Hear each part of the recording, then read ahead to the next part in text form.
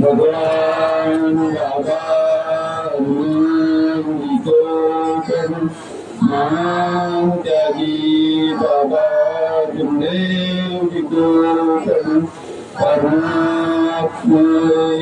भगवत प्राप्ति करता मुस्कान करने साधना करता परमात्मा चौथमंगळ केली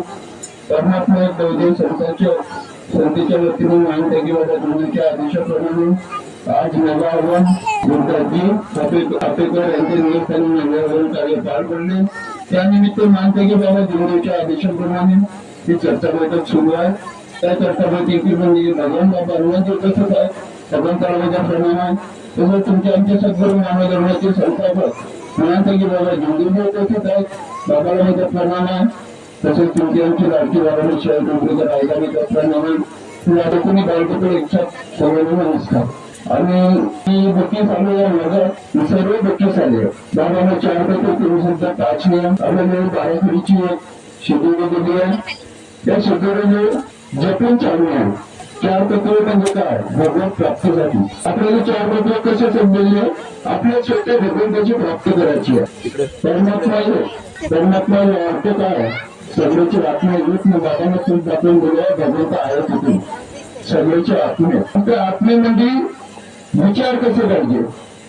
आचरण कसे पाहिजे सत्य कसे पाहिजे मर्यादा कशी पाहिजे प्रेम कसं पाहिजे हा स्वतः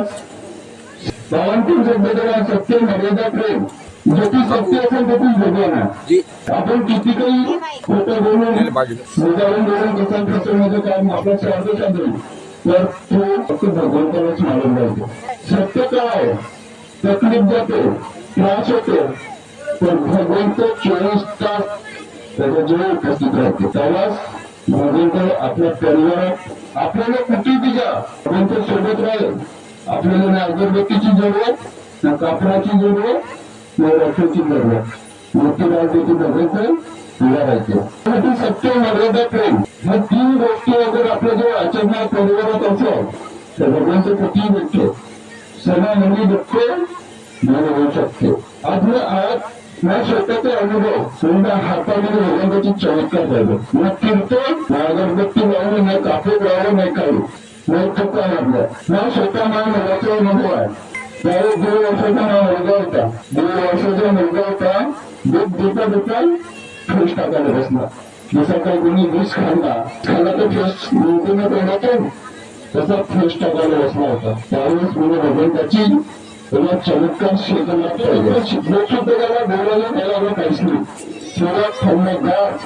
आणि भगवंता 100% येईल असं समजलं तर काहीच हाल नाही जोड नाही हातपाय कोणा सगळे ठेवलेला पूर्ण पडला होता त्यावेळेस कोणाला सुचत नाही कोणाला सुचत नाही तर भगवंताने एवढं सर्वज्ञ दिलं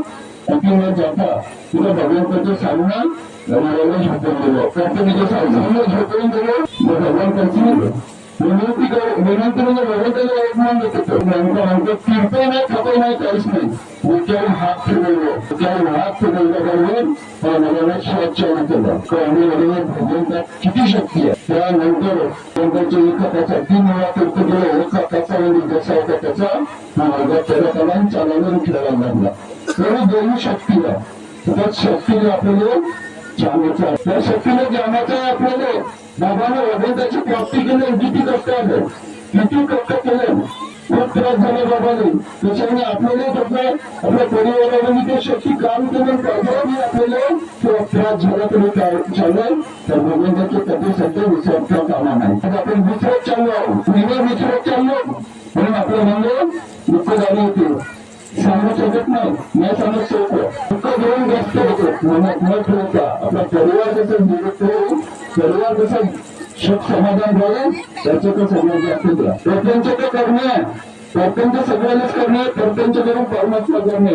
जेवढा वेळ तुम्ही भगवंताला द्या तेवढा वेळ भगवंत तुमच्या परिवारात दे आज लहान मुलं बाळाला शिकण्याची गरज आहे आज त्याला नाना धर्माची शिकवण पहिले संस्कार आतापासून द्याल तर पुढे त्रास नाही द्या आतापासून त्याचे संस्कार नाही द्या तर नाना धर्माला विचाराशिवाय लावणार नाही सत्य आतापासून चर्चा बैठकीत कार्यक्रमात होऊन ते नेण्याची जरूरत आहे म्हणजे हा कलियुग आहे पाहू शकतो त्या कलियुगामध्ये काय होतात. म्हणून आपण त्याला विचार करणं, आई वडिलांना विचार करण्याची जरूरत आपण ठेवायची. थोडं भविष्य बनलं पाहिजे. आपल्या जसं बाबाने आपलं जसं भविष्य बनवलं, आता बाबा आहेत नाही तर स्वतः आपल्याला नवा बाळाला मार्गदर्शन करण्याची गरज आहे. त्याला नाना धर्माची शिकवण काय तर कळून देणे आई बाबाचं कर्तव्य आहे. तेव्हाच आपला मुलगा पुढे चालून काहीतरी भगवंताचे कार्य करून आपण तरक्की करत. एवढं बोलून सर्वांनी समाप्त करतो. सर्वांना नमस्कार.